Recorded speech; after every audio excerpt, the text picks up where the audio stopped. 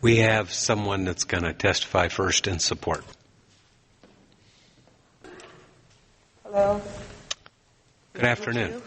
My name is April Satchell, and this is my granddaughter, Indi Joy Wright. Can you give us your full and first and last name, please, and spell them for us? Yes. April, A-P-R-I-L, Marie, M-A-R-I-E, Satchell, S-A-T-C-H-E-L-L.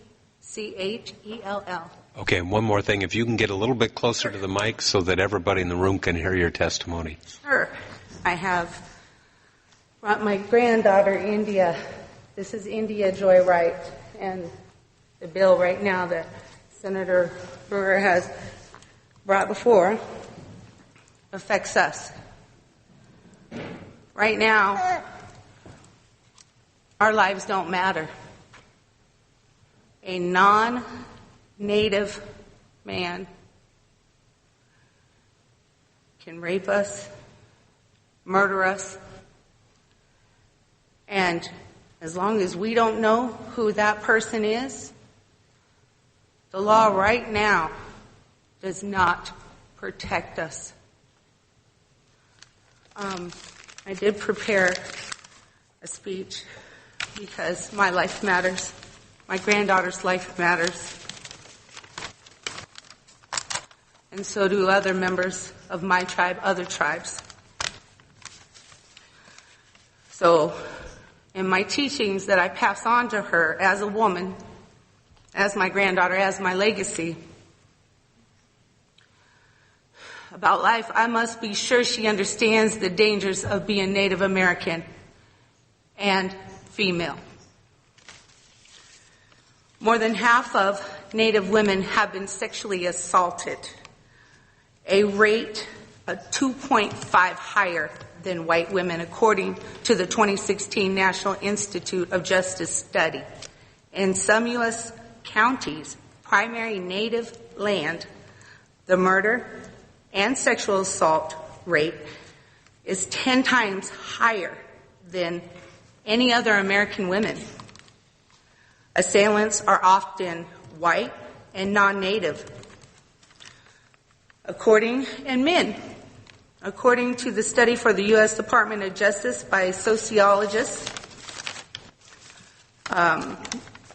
you gotta help me, at the University of Delaware and North Carolina, Wilmington, as of 2016, there were 5,717 cases of missing Native women reported to the National Crime Information Center. That is a 67% level of victimization of perpetrators that are non-Native, making it a hate crime. It means we are being targeted for who we are.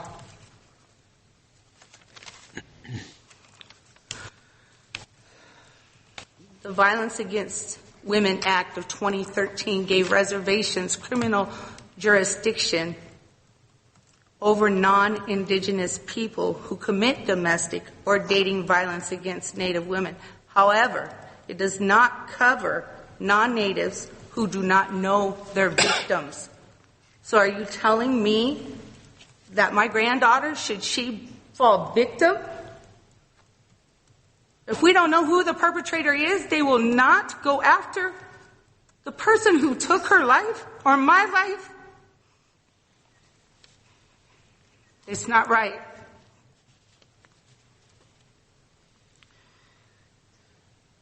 Is it? It's not. It isn't just about surviving, it's about thriving. Homicide is the third leading cause of Native women between the ages of 15 and 27. House Bill 2951 passed unanimously in the House with a 48-1 vote in Senate. Nebraska is one of those 6 states that does not have, anything to help us.